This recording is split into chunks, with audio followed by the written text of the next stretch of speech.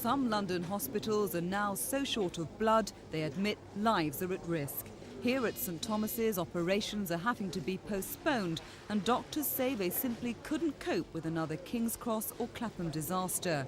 This shelf should hold at least 30 pints of the most commonly used blood group O, but the situation is so bad some days it's down to just 1 pint.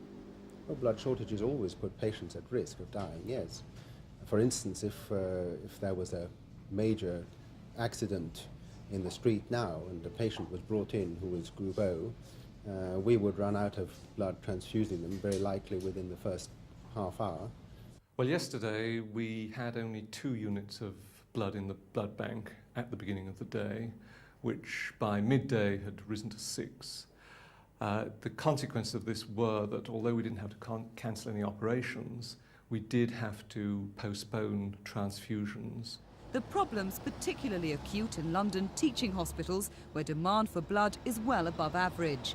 The capital's mobile student population, groups at risk from AIDS, and overseas travellers restricted from giving blood is adding to the problem. Doctors say more donors must be found. They want it made easier for people to give blood, with more mobile centres and evening and weekend sessions. The South East London Blood Transfusion Centre admit there's a serious problem and are looking at publicity campaigns to attract regular donors. I think we've all got to try very hard to encourage the people who can give blood to give blood on a regular basis. This means obviously we've got to look very carefully at our publicity campaigns, our method of calling the donors in.